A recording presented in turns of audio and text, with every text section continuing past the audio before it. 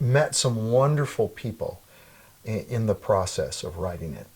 One of those is John Perkins, and some people, number of you watching this probably have heard of John, and he wrote When Justice Rolls Down and other books telling about his experience of being beaten up in jail in Mississippi and being tortured by white cops, and have in his family being outside the jail and hearing his screams, and took a fork and stuck it up his nose and did horrific things to a peaceful black pastor.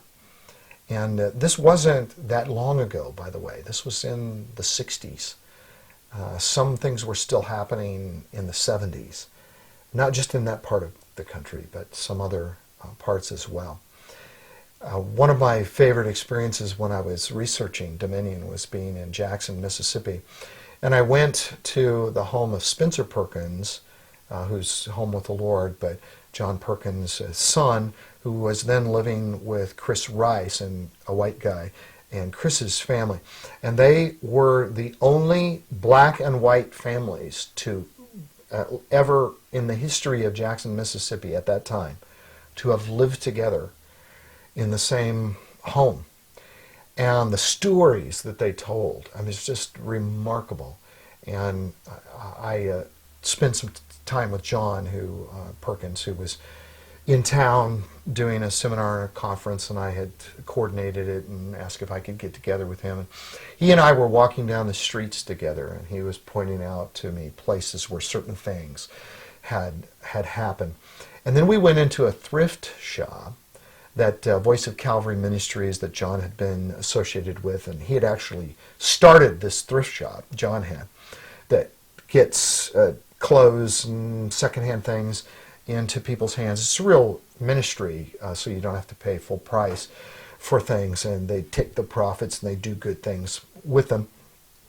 He and I walked in the store, so here I am shopping in a used clothing store with John Perkins, and he finds this hat. And this hat costs 25 cents, and he loves this hat. He's trying it on for me. He says, "What do you think?" And I say, "John, I just think it's great."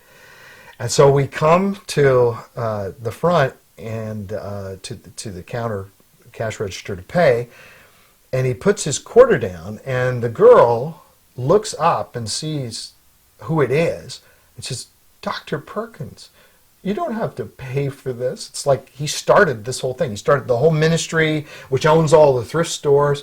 And he says, "Young lady, I am going to pay 25 cents for this, just like everybody else." And so to him it was so important that he pays the 25 cents. But what a godly brother. Several years ago at the Christian Booksellers Convention, where John Perkins was being given a lifetime service award. And I went to this meeting and was sitting there, and they were saying all these great things about John. And I came up to him afterwards, and I stuck out my hand to him, not thinking he would remember me. And he said, "Randy, how are you? Oh, I love your books, and thanks for your support of our ministry." And he gave me a big hug. And there was a picture the next day in the little magazine they produce at the Booksellers Convention each day. It's kind of a little newspaper for the day. And it was John Perkins extending his hand to me and smiling at me and looking at me in the eyes. And I don't remember ever doing this, but I started checking around and said, "Well, I've got to get a copy of this."